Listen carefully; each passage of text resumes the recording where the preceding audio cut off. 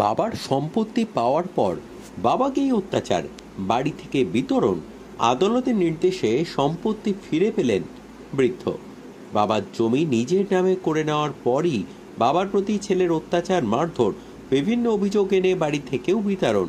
বাবার অভিযোগের ভিত্তিতে, তথ্য প্রমাণের ভিত্তিতে তার সম্পত্তি পুনরায় তাকেই ফিরিয়ে দিলেন আদালত। আদালতের নির্দেশে খুশি এলাকার মানুষ। হিঙ্গলগঞ্জের রূপমারি পঞ্চায়েতের হাজারিকালী মন্দির সংলগ্ন এলাকার ঘটনা। সুবল মণ্ডলের অভিযোগ, তার সম্পত্তি তার ছেলে এবং বৌমা জোর করে তার কাছ থেকে লিখিয়ে নেয়। তারপরেই শুরু হয় অত্যাচার। তাকে মারধর করা হতো। ছেলে সুমন মণ্ডল এবং তার স্ত্রী তাকে মারধর করত বলে জানান তিনি। এই নিয়ে এলাকায় বহুবার সালিশ সভা হয়, কিন্তু তাতেও সমস্যার সমাধান হয়নি।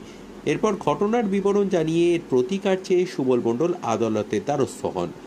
আদালত সমস্ত তথ্য প্রমাণ বিবেচনা করে সুমন মণ্ডলের বাবার সম্পত্তি আবারও তাকেই ফিরিয়ে দেওয়ার নির্দেশ দেন। সুবল চন্দ্র মণ্ডল, 222 219 সুবল চন্দ্র মণ্ডল। এটা আপনার দাগ নম্বর? আমার দাগ নম্বর। এটা আপনার জমি? এটা আমার জমি। আর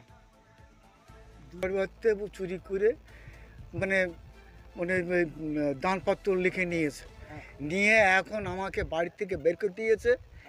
এখান থেকে 20 সালে আমাকে বের করে দিয়েছে, মেরে এবং রক্তপাত করে আমি থানায় গিয়েছিলাম। থানার থেকে আমার হসপিটালে পাঠিয়েছিল, হসপিটালের কাগজপত্র সব আছে। ওখান থেকে আমার বৌমা আমার রেপ কেস দেয়, দুটো রেপ কেস আমার বাড়ির থেকে তাড়াবার জন্য। কেসটা এখনও চলছে এবং এবং আমাকে ছেলে মিথ্যা করে আমাকে জেল খাটিয়েছে, মিথ্যা অপবাদ দিয়ে, মিথ্যা প্রমাণ দিয়ে আমাকে। এইটা একটা আমি কোনো রকমভাবেই নজির হতে দেব না যে এই রকম বাবা ছেলেকে সম্পত্তি লেখার পরে সেই বাবাকে ঘাট ধাক্কা মেরে বাড়ির থেকে বের করে দেবে, তাকে জেল খাটাবে। এই নজির আমি হতে দেব না, কারণ তার বাবা মানে অসহায় বাবা, হাই প্রেশারের পেশেন্ট, তাকে 3 মাস জেল খাটতে হয়েছে।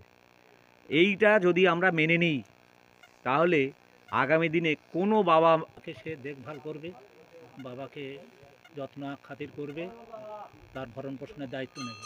কিন্তু বর্তমানে সে বাবাকে বাড়ি থেকে তাড়িয়ে দিয়েছে, মারধর পর্যন্ত করেছে, জেলও খাটিয়েছে। এই অবস্থায় দাঁড়িয়ে সে এখন